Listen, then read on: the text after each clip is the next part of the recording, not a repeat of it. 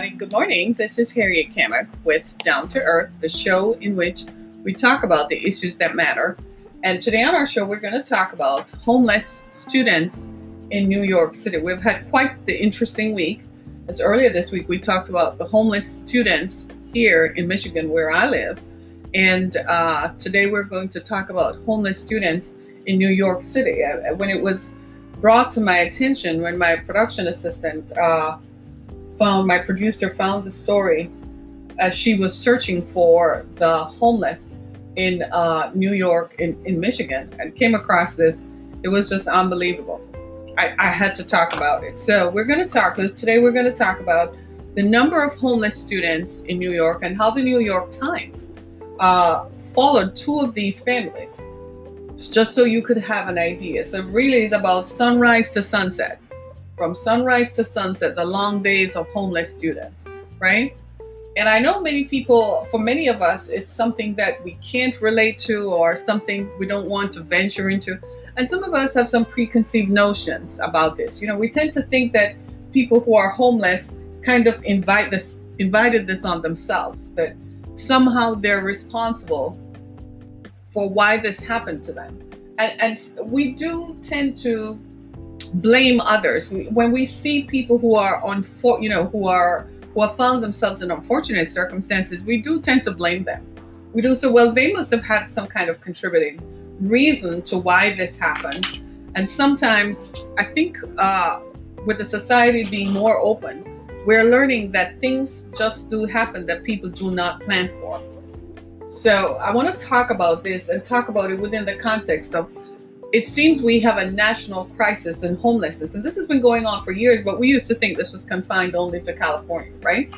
We used to think that the people who lived under bridges were just in California because people went to LA looking for that elusive dream. And when that didn't happen, well, sucks to be them. They should have known. They shouldn't have dreamed in the first place. That's how most of us tend to look at it. But so it was single people or people who were married to one another. So that's their fault. That's their own fault. But now, when you think about homelessness and you're thinking about the number of students who are homeless, that children are caught up in this debacle, we have to take a second look at it. So I want to share some information with you and preface this by saying there are homeless resources throughout the country. The Housing and Urban Development Corporation, Housing and Urban Development HUD, that is Secretary of Housing, right? That comes under the Department of Housing by the federal government, does allocate resources to communities across the country to form what is called homeless coalitions. What these do is they centralize the resources to distribute for folks who are homeless. Here in Southeast Michigan, we have what we call access points. So they've divided it into certain areas where people can find shelter.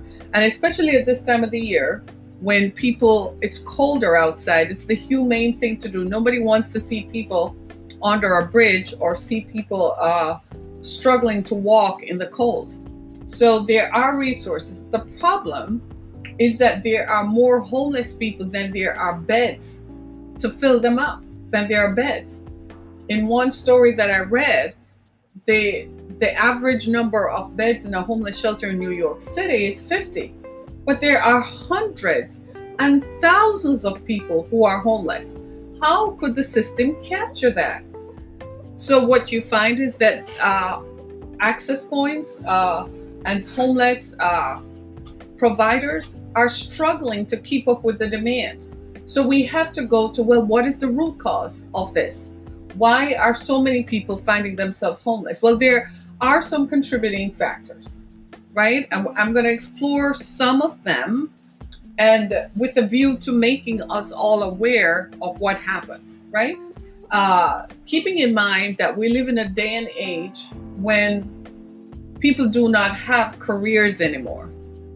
And I think that's an important consideration to make. So in looking at this, the statistics are, according to the New York Times, 114,085 students in New York City are homeless. I'm just going to read it for you. They sleep By daytime, they ride the buses and the subways in plain sight in front of all of us. And at night, they sleep in squalid, unsafe rooms. Homelessness in New York City has increased 70% in the past decade. Most, and this is the killer, here's the thing, most were fleeing domestic violence. That made my stomach go crazy. I don't know about you. When I said that, my stomach went, whoa, right? Do you see what I'm saying? Most were fleeing domestic violence. That's an important factor and contributor to homelessness. The other thing that we have found that contributes seriously to homelessness is poverty. Because if people can't get stable jobs and childcare costs, dudes, we need to think about this. Guys and gals, we need to think about this. If you have children and your children are past 8 years old, say hallelujah to the Lamb. You've crossed over. You don't have to worry about childcare anymore and the cost of childcare, right? So it's kids running away from home. No, most of these are kids who live with their parents. The kids who run away from home fall into another category. They mostly they're in foster care if they're under 18, and they're at risk of being trafficked if they leave the foster care system. And as they get older, past 12 and so on, that's when they're most likely to leave. Most children who are homeless don't stay in the system. As soon as they get to 12 and so on, they start thinking of ways to get out, and typically they run away. In one of these stories that I read, the mother suffered from chronic homelessness. In fact, she was raised by her grandmother, and then she was after being raised by her grandmother, she ended up herself being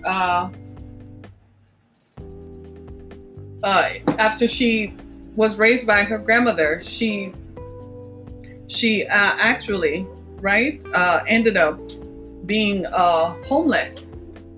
So she had children. When you look at that unique situation, before you say, well, that was her own fault, why should she? That's a human reaction, and that's how I felt too. But then I had to look at it within the bigger context. People suffer from PTSD issues who emerge from violence. There's no priority housing in New York for parents with children. Then apparently there are not enough beds and not enough spaces. Apparently. There is in most homeless groups, homeless coalitions throughout the country, the priorities are always given to families, people with children, right?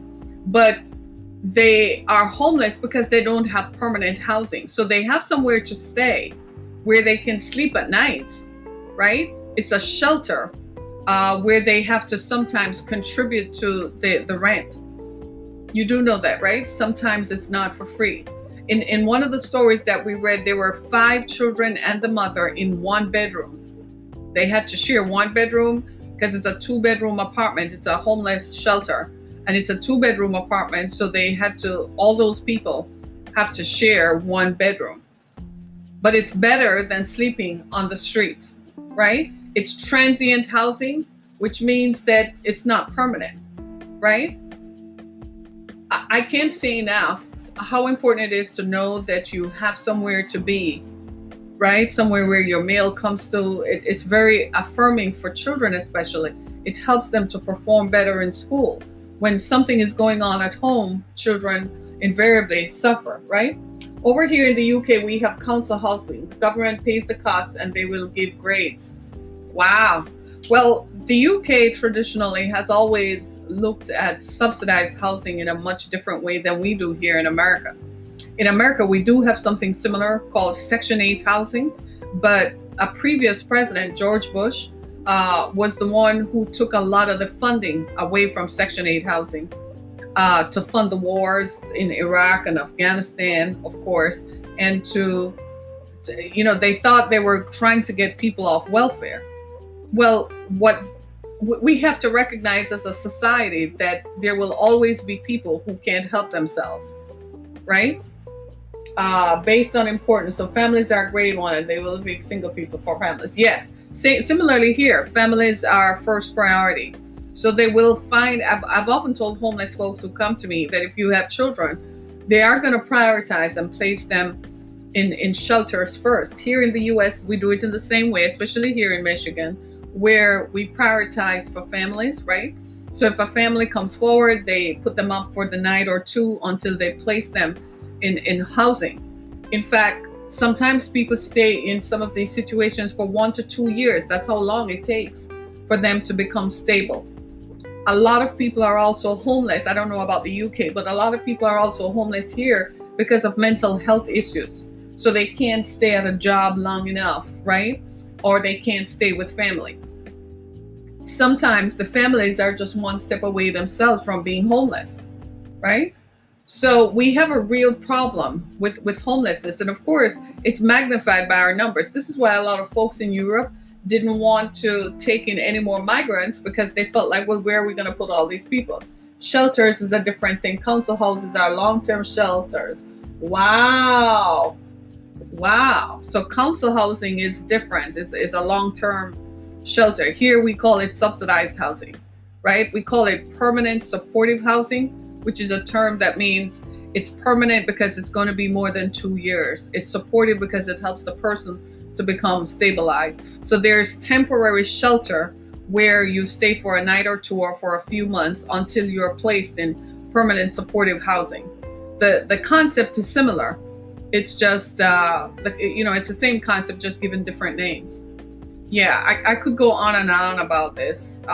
Here in the US, I imagine, I don't know if you have the same issue there as we do here, but we have a lot of single adults, like unaccompanied youth, ages 18 to 24, who are also homeless. Those are usually people who emerge from foster care. And the next tier of it is that when they emerge from foster care, they're struggling to find their footing. They're not going to college. So they're looking for jobs. So they're transient, right? Oh my God. I could go on and go. Temporary, is hostile. Yeah, we used to probably call it hostile here. We don't use that term much now. We call it temporary shelter. That means they place them in a facility until they find permanent housing. Sometimes the facility is a motel, right? So they'll put people in a 1-bedroom motel room if they're a family, to keep them together. One of the things that we have found emerging from that too is that a lot of people who come out of that, a lot of children end up being trafficked. The children, especially girls and boys, when they get 12, 13, and 14 and 15, they disappear. They take off. They can't handle it anymore. A lot of the reasons why we have found that this happens is that a lot of people have PTSD. A lot of these children have PTSD as a result of the trauma of homelessness. Oh my God. You have a lot of that? I know. I can just imagine, right? Right? So it's a worldwide thing if you're looking at it. And we still, you and I, all of us, we're looking at it from the issue of humanity and compassion. Unfortunately, that's not necessarily how policymakers do look at it. They tend to view these folks as if they're second class, they don't matter, and they're not important. Do you see what I'm saying? And so we've created a real problem. There's a real problem associated. It's ignorance too. New York is a large city. Everybody ignores the world around them. And New York City is famous for people just minding their own business, right? So everybody just looks the other way, because these children, as the New York Times reporter said, these children are hiding in plain sight. They're in plain sight. They're on the subways in front of people. I haven't been to New York in a while. I haven't ridden the subway, right? Last time I was in New York, I didn't take the subway. I just took cabs all around, right? So they're hiding in plain sight. These kids are there, right? Ask your mayor and governor in corrupt New York. I don't live in New York. I live in Michigan. When I have issues in Michigan, I tweet the governor and the mayor here. They deal with it, right? But I don't live in New York. But the folks who live in New York, we need to ask for accountability, that there are 114, that we need to do more to help these families find sustainable living. We don't, but big cities like London have the same issue. Yep. All big cities have the same issue because people tend to migrate to large urban centers looking for opportunities. And sometimes when you do that, you become displaced because opportunities are few and far between. And especially in today's global marketplace, employers, I've read a report recently that says the problems that workers in the United States are finding is the same thing in Europe now, where people don't have careers. So the days of going to a job for 20 years and you 40 hours a week, those days are gone. You go to a job for 10 hours per week, 20 hours per week at minimum wage or less, you can't sustain living. This is a big contributor to the housing dilemma all over the country. Yes, you're right. The problems are created by corrupt politicians. You're absolutely right. So they take the funding out of programs that were vested and designed to help people. They remove the funding out of it, and now we have created a whole underclass. We have created a whole other group of people, and now we're looking at them like they're nothing. They don't matter. Pretty soon, the entire world is going to look like big tent cities where people are just wandering aimlessly as more and more people find they can't live. It's not because they don't want to, they simply can't live, right? With 0-hour contracts, so work is never guaranteed. Wow, the UK is working to throw that out? Whoa, maybe I should move to the UK, right? That's great. Here in America, it's called at-will employment.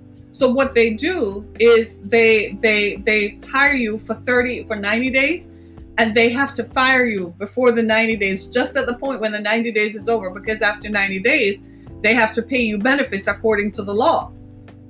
It's called at-will employment, and they don't have to give you a reason for it. This was created by corrupt politicians who are being paid by large corporations, because large corporations at the end of the day want the money. They want their money. The bottom line is they want as much money as possible. Think about it. A billionaire is not a billionaire unless he has what? $1 billion in cash. So billionaires are not interested in their assets making their net worth $1 billion. They want what? The live and direct cash. Well, how are they going to get the live and direct cash? They're getting the live and direct cash because they pay zero in taxes. So the more money they make is the hungrier they get. So they're going to find politicians, and they're going to pay off politicians to make sure that they are never held accountable. They don't have to pay anybody anything. That sucks to be you. That's your problem, right? Can't do that here. It's probationary periods. If you do nothing wrong, they can't let you go. They used to do that in America, right? Where you had that 90-day probationary period. Anybody remembers those golden days? And they couldn't do anything to you? They took that out and called it no at-will employment. It's rampant in the South. Guess where we have the highest incidence of poverty and homelessness? In the South. Guess where we also have it? In urban centers. Here in Detroit, we have a huge homeless problem. The thing with us here in Detroit is that I guess the people here are more compassionate, so we actually are trying to put a handle on it. So if we come across homeless people, there are resources where we can direct them to if they want to be directed to. So most people want to be directed to it, so they find a way. Do you see what I'm saying? But when you look at large urban centers, I read a report recently. You all need to go to CNN, right? You remember I told you about the story about the Yale graduate, the black guy who graduated from Yale and ended up being homeless in San Francisco? San Francisco has a huge homeless problem.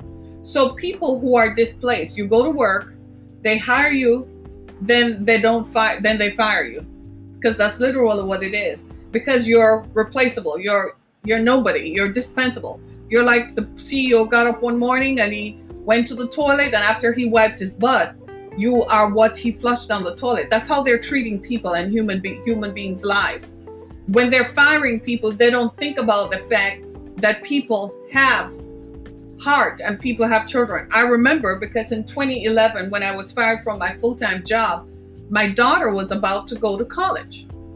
Imagine that. So I was hoping, naturally, I worked on contracts. So every year I renewed the contract, right? So I was planning on what? On working so that my daughter could be in college. They fired me in April, and she graduated from high school. She graduated from high school in June. That was supposed to dash my daughter's dreams of going to college. It's for the next year, I lived off savings. The money that I had saved from working was what kept us going for a whole year.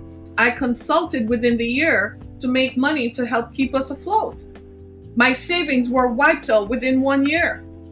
Do you think I felt good about that? I came this close to seeing how people, I couldn't believe that these things happen.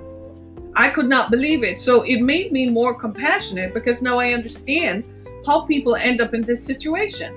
You had money saved up, but you use the money to live, and then it is wiped out, and you don't live, and didn't earn enough to save the same amount again.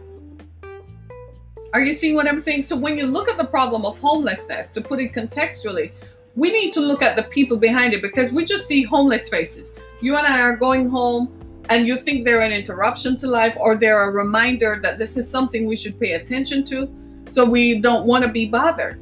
But when you look at it, you have to look at it. What happened to these people? What caused them to be in this place? And invariably, there are a number of factors that contribute to it. Well, where are the politicians? Where is the system? The rest of us pay taxes, so why are the tax dollars that we are paying not being used to alleviate the people who can't help themselves? A big part of the problem is corporate irresponsibility. Large corporations pay a boatload of money to politicians so that they never have to be held accountable. You're watching the impeachment inquiry. You realize that the U.S. ambassador to the European Union wrote a $1 million check to Donald Trump's inauguration and landed an ambassadorship. He wrote, so he literally paid for it. Do you expect that guy, the ambassador, you expect him to be compassionate to anybody? How could he? He owns a series of hotels, right? He can write $1 million check to a politician so he could get what he wants done.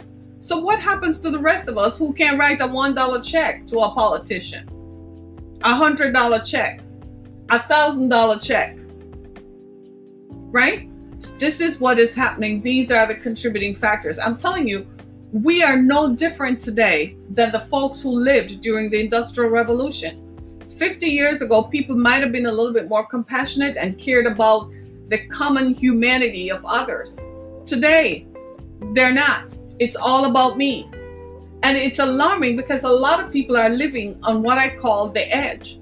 You live in an apartment that you work from time to time. If you don't, my daughter is a lawyer, and we were talking about it's a good thing she spent all of her youth in law school, because she'll be able to buy her own home in a few years. She can work as a lawyer, and she can save the money to do it. My youngest daughter plans to stay in school for a long time to become a doctor. She's dedicated herself to that. She says, Mom, it's going to take me 13 years, but at the end, it's going to be better for me. And I am all for it. Do you see what I'm saying? Do you see where I'm coming from? Because we tell people to go to school, go get a college degree, you'll get a job. Then they come out and get a college degree, and they're working $10 to $15 an hour. That's not helping them to pay off student loan debt. When my daughter, after her first student loan bill was $2,000, because they're expecting that as an attorney, she's working that much to be able to pay $2,000 a month for student loan plus her other expenses. Do you see what I'm saying? She was stunned. So people are paying $500 to $700 a month for student loans with a 4-year college degree. Many of them can't afford to live on their own. And it is happening to people right across the spectrum. It's corporate greed. You and I see it evidenced in the environment, right? You and I see it evidenced in all the stuff that is going on around us.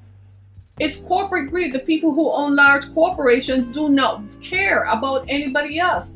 They want more and more and more and more, and they're using human beings to get it.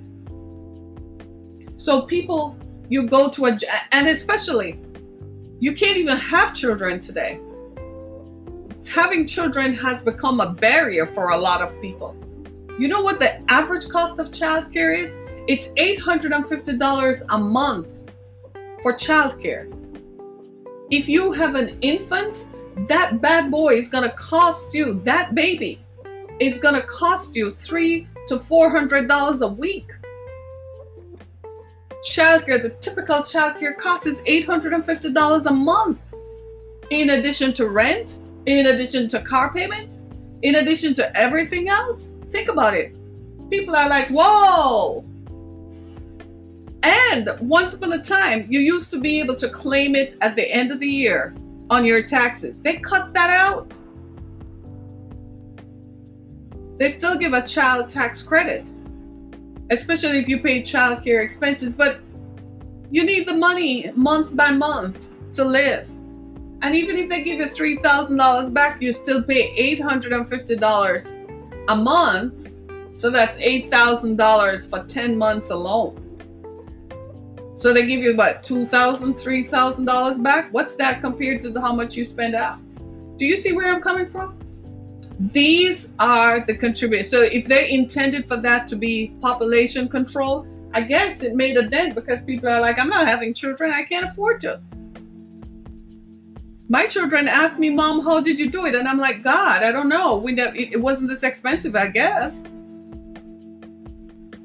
You see where I'm coming from? So all these these are some of the contributing factors to homelessness. It's violence, right? People are fleeing violence in their homes. And then there's poverty. You can't work enough. And then if you have to pay childcare, think about, these are mothers. The children are not homeless by themselves. They're homeless with their mothers. So the mothers are fleeing violence. But because they have young children under 12, they can't go to work because you need what? Children go to school a certain time. You need what? Predictable hours. I was talking with someone recently who has a similar problem. 3 children, all under the age of 10. She can't take a job she can't find childcare for the job she's qualified for to work in the evenings. There's no childcare after 3, after 5. It's unbelievable. So what's going to happen to her? Your guess is as good as mine. Outside of a miracle, she's going to end up not being able to afford somewhere to live because you have to work to pay your rent. Right? These are the contributing factors. No one cares. I'm telling you, we're going back to the days of the Industrial Revolution when the rich drives past in limousines and pour more and more people. It used to be a few people. Now there are more and more people who are finding themselves without home, without shelter, without transportation, without the common basic necessities of life. And it's not just homelessness, is not just caused by these factors. There are a number of factors. There's drug abuse. Let's just be clear. Folks who abuse drugs and are unable to keep employment can't live anywhere, right? They end up not being able to afford to live anywhere. So there's drug abuse. What about the folks who are fleeing violence, family violence, the intimate partner violence, right? So they can't stay home, so they have to go. Those who have children but can't work in regular jobs because they have to take the kids to school. I was reading one report where the children are up from 5 a.m. because their commute is over an hour long. So they're from sunrise to sunset. Man, I remember I look at my kids and I'm looking at them and I'm like, if they got home at 4 o'clock, that was a long day. They're like, man, what a day. You know what I mean? And I remember as a parent, I used to think how important it was that after school, they had somewhere safe to go home to and that they could have a snack and they could chill a little bit before, the evening activities of homework and getting ready for the next day. That's what most of us as parents want for our children. It makes them feel better about themselves so they perform better in schools. So they have better access. It's setting them up for the next generation. One of the families featured in this article, she has 8 children, some of whom were removed from her. But when I look at it, I'm asking myself the question, where are the social workers?